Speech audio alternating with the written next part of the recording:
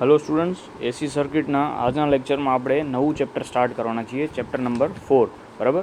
Chapter number 4નું નામ શું છે? Polyphase circuit. હવે અત્યાર સુધી આપણે જેટલા પણ ચેપ્ટર જોયા, પહેલું, બીજું અને ત્રીજું, બરાબર, બધામાં આપણે સિંગલ ફેઝની જ વાત કરતા હતા, એક જ ફેઝ હતો. જ્યારે હવેના ચેપ્ટર છે એની અંદર આપણે 3 ફેઝની વાત કરશું. 3 ફેઝ એટલે શું? તો કે આર, વાય અને બી, તમે નામ તો સાંભળ્યું જ હશે, 3 ફેઝ. બરાબર. હવે 3 ફેઝ આ ચેપ્ટરની અંદર પહેલાં તો આપણે શું જોશું? તો કે બંને સિંગલ ફેઝ અને 3 ફેઝનું કમ્પેરિઝન જોશું, કે 3 ફેઝના ફાયદા શું છે, 3 ફેઝ જનરેટ કઈ રીતે થાય છે. બરાબર. પછી અલગ અલગ વસ્તુની ડેફિનેશન્સ છે, કે ફેઝ સિક્વન્સ શું છે, ફેઝ સિક્વન્સનો ઇમ્પોર્ટન્સ શું છે. બરાબર. પછી એના કનેક્શન્સ કઈ રીતે થાય છે. બરાબર.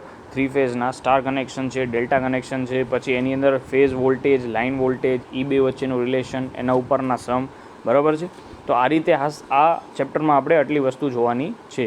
તો આજે આપણે પહેલાં સ્ટાર્ટ કરવાના છીએ 3 ફેઝ પદ્ધતિ અને સિંગલ ફેઝ પદ્ધતિનું કમ્પેરિઝન, એટલે કે સરખામણીની વાત કરવાની છે. તો સૌથી પહેલાં વાત કરીએ તો 3 ફેઝના સાધન છે એની કાર્યક્ષમતા સિંગલ ફેઝના સાધનો કરતાં વધારે હોય છે. એટલે કે એફિશિયન્સી કેવી છે 3 ફેઝ ઇન્સ્ટ્રુમેન્ટ્સની સિંગલ ફેઝ ઇન્સ્ટ્રુમેન્ટ કરતાં સારી હોય છે. બરાબર.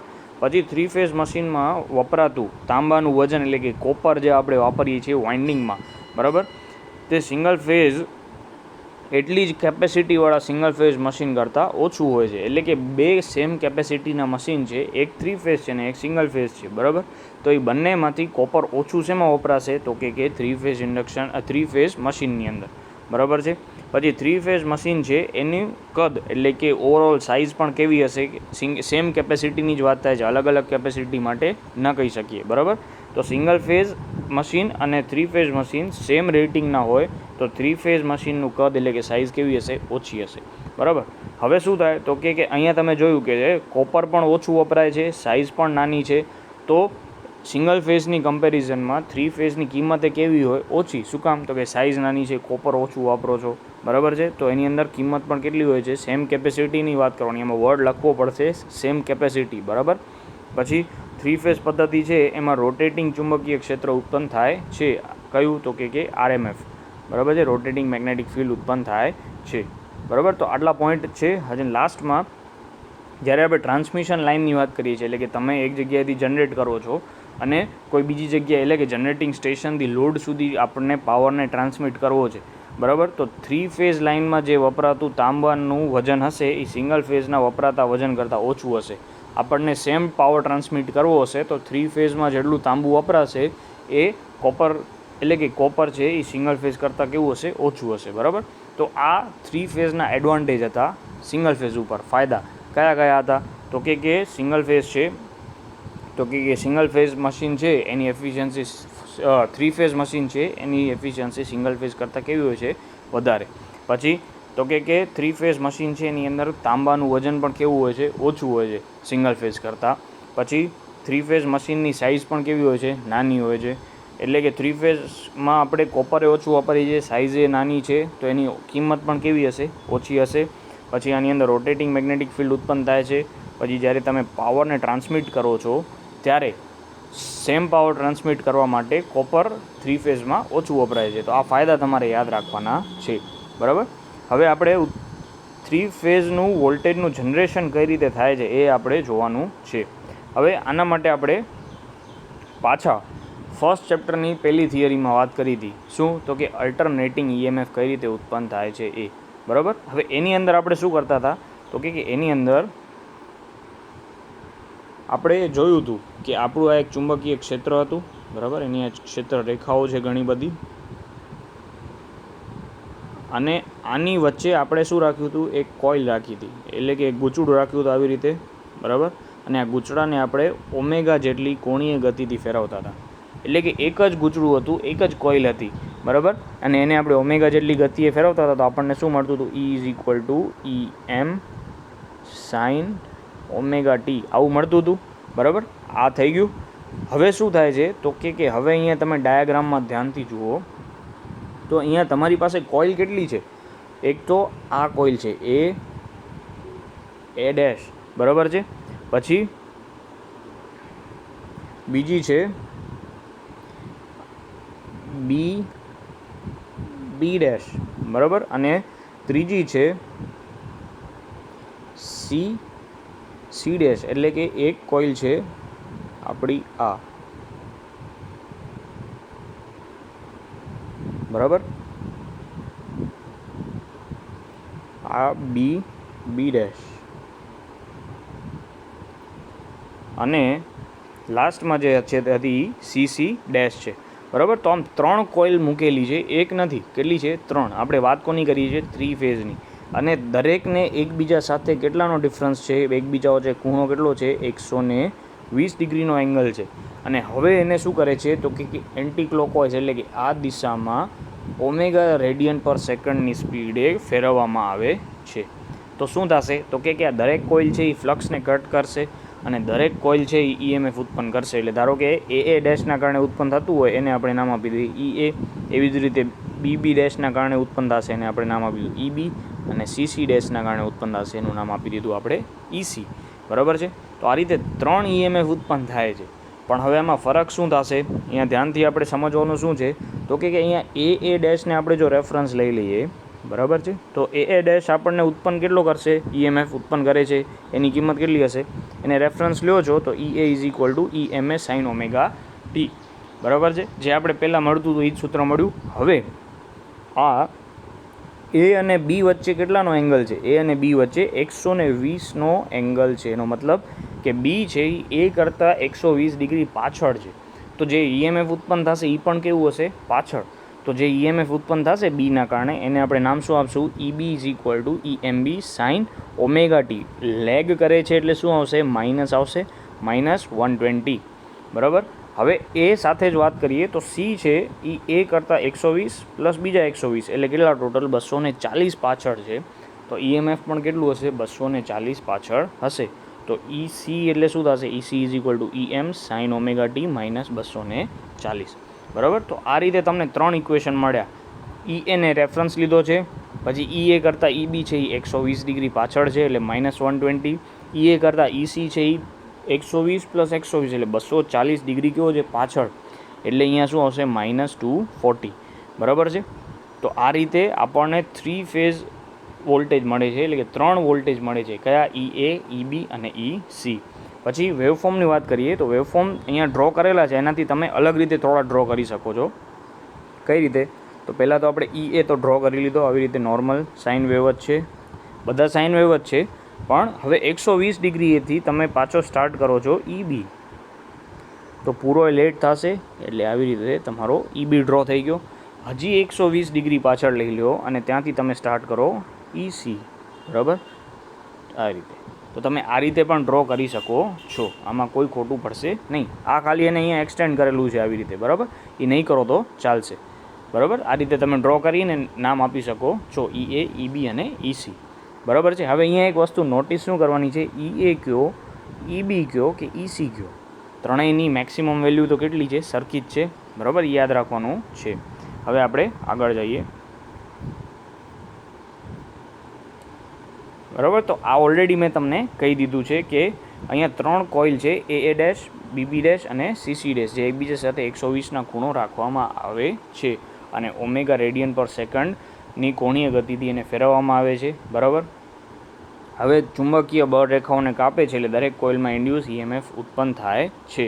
હવે અહીંયા જુઓ, એ કરતાં બી કોઇલ 120ના ખૂણે મૂકેલી છે, એટલે કે બીમાં જે ઈએમએફ ઇન્ડ્યુસ થશે એ કરતાં 120 પાછળ છે, બરાબર. એમાં EA is equal to EM sine omega ટીથી દર્શાવવામાં આવે, તો બીમાં શું દર્શાવશે, EB is equal to EMB sine omega t -120. તો આ રીતે આપણે ઈસી માટે પણ ઇક્વેશન લખી શકીએ છીએ. હવે એક બીજી વસ્તુ, વેક્ટર ડાયાગ્રામ. તો વેક્ટર ડાયાગ્રામ શું છે તો કે ઈને આપણે રેફરન્સ લીધો હતો, તો પહેલાં આપણે ઈને રેફરન્સ તરીકે આવી રીતે ડ્રો કરી લીધો, બરાબર.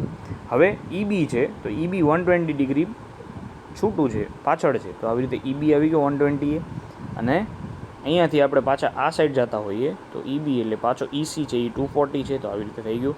એટલે દરેક વચ્ચે કેટલાનો એંગલ છે, 120 ડિગ્રીનો, આ યાદ રાખવાનું છે, બરાબર. આ આપણે થિયરિટિકલી કઈ રીતે 3 ફેઝ ઇન્ડક્શન થાય છે, 3 ફેઝ જનરેશન થાય છે એ જોયું, બરાબર છે. હવે આના માટે આપણે 3 ફેઝ અલ્ટરનેટરનો યુઝ કરીએ છીએ, બરાબર, જે તમે તમારા પીટીઆરએમની અંદર ભણશો, બરાબર, 4th સેમમાં. હવે એક બીજી થિયરી છે કે આ 3 ફેઝની આપણે વાત તો કરી, કયા? ઈ એ, ઈ બી અને ઈ સી. હવે આ 3 ફેઝ વોલ્ટેજ છે એનો આપણે સરવાળો કરીએ તો શું થાય? બરાબર, તમને એક્ઝામમાં ઘણીવાર પૂછે છે કઈ રીતે, તો કે 3 ફેઝના વોલ્ટેજનો સરવાળો શૂન્ય થાય છે એવું સાબિત કરો, એવો પ્રશ્ન આવે છે. હવે શું થાય તો કે 3 ફેઝના વોલ્ટેજ આપણને ખબર છે, કયો? તો કે ઈ એને રેફરન્સ લીધો છે એટલે નોર્મલ જ આવશે equation. E A is equal to E M A sine omega T. અહીંયા આ ઈ એમ એ એટલે શું? તો કે એ ફેઝની મહત્તમ કિંમત. ઈ એમ બી એટલે શું? બી ફેઝની મહત્તમ કિંમત. અને ઈ એમ સી એટલે શું? તો કે સી ફેઝની મહત્તમ કિંમત. બરાબર, તો ઈ એનું આપણે ઇક્વેશન લખી લીધું અહીંયા, ઈ M A sine omega T.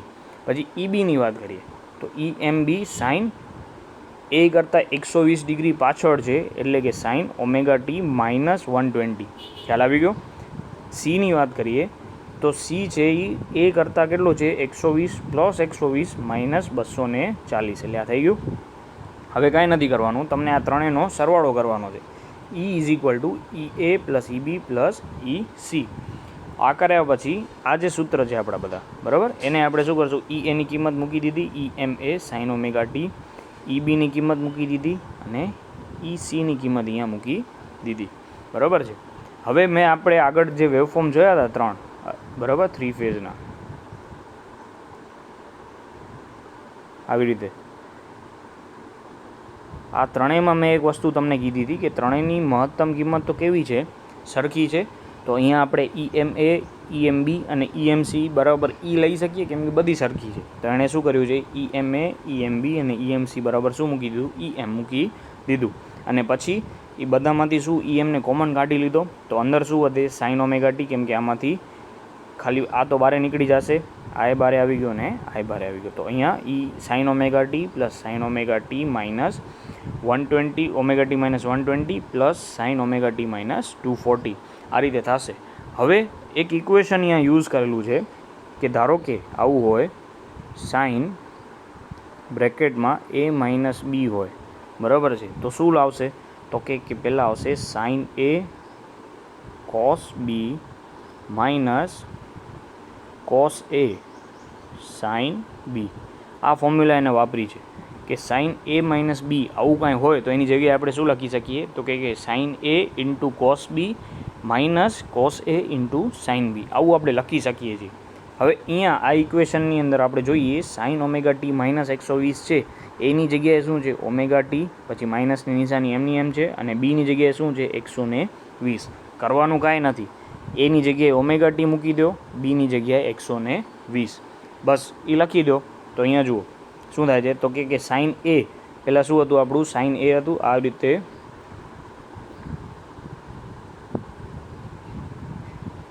શું થશે? તો કે સાઇન એ કોસ બી. હવે એની જગ્યાએ તો શું મૂક્યું છે? સાઇન ઓમેગા ટી મૂકી દીધું, બરાબર, એટલે સાઇન એ એની જગ્યાએ ઓમેગા ટી. પછી કોસ બી, બી એટલે શું છે? 120. પછી માઇનસ કોસ એ એટલે ઓમેગા ટી અને સાઇન બી એટલે 120. સેમ વસ્તુ અહીંયા એની જગ્યાએ ઓમેગા ટી, બીની જગ્યાએ માઇનસ 240 મૂકી દીધા એટલે આપણને આ ઇક્વેશન મળી ગયું. હવે આગળ શું કરે છે? તો કે સાઇન ઓમેગા ટી એટલે તો એમને એમ. પછી કોસ 120ની કિંમત કેટલી થાય? તો કે માઇનસ 0.5 સાઇન ઓમેગા ટી એમને એમ. પછી સાઇન 120 એટલે 0.866 કોસ ઓમેગા ટી. પછી કોસ 240 એટલે વળી થશે માઇનસ 0.5 સાઇન ઓમેગા ટી એમનું એમ. સાઇન 240 એટલે કે માઇનસ 0.866 થશે, એટલે કે અહીંયા કોસ ઓમેગા ટી. હવે અહીંયા ધ્યાનથી જુઓ, અહીંયા આ શું છે? તો કે માઇનસ 0.866 કોસ ઓમેગા ટી, અહીંયા પ્લસ 0.86 કોસ ઓમેગા ટી. તો આ બંને એકબીજાને કેન્સલ કરી નાખશે, બરાબર. હવે આ બે કેન્સલ થઈ ગયા, બાકી શું રહ્યું? તો કે બાકીમાં હવે આપણી પાસે અહીંયા માઇનસ 0.5 સાઇન ઓમેગા ટી, અહીંયા માઇનસ 0.5 સાઇન ઓમેગા ટી, એટલે માઇનસ માઇનસ પ્લસ થશે. તો આ બેનું એડિશન કરીએ 0.5 તો શું મળે? સાઇન ઓમેગા ટી, અને નિશાની કેવી આવશે? માઇનસની, બરાબર. હવે બાકી શું રહ્યું છેલ્લે? તો કે આ પહેલું સાઇન ઓમેગા ટી તો એમનું એમ, બરાબર, સાઇન ઓમેગા ટી એમનું એમ. પછી આનું ને આનું એડિશન કર્યું તો આપણને શું મળ્યું? Sign omega T. આવી રીતે તમને આવે છે ને EM તો અહીંયા બારે છે જ, તો આ બે એકબીજાને ઉડાડી દેશે એટલે 0 અને 0 ઇન્ટુ EM એટલે તમને મળે છે 0. તો આ રીતે તમે સાબિત કરી શકો છો કે બધા ફેઝ વોલ્ટેજનો સરવાળો કરીએ એટલે કે 3 ફેઝ વોલ્ટેજનો સરવાળો કરે તો 0 મળે છે. મેઇન તો શું છે તો કે તમને સૂત્ર આવડવા જોઈએ કે EA, EB અને ECનું સૂત્ર શું છે, બરાબર. પ્લસ બીજું કે સાઇન ઓમેગા ટી માઇનસ 120 એટલે કે સાઇન A માઇનસ B કરીએ, બરાબર, તો એના બરાબર શું થાય? તો આ તમે થિયરી આરામથી સાબિત કરી શકો છો, બરાબર. આ થોડું ડિફિકલ્ટ છે, પ્રેક્ટિસ કરશો તો આવડી જશે.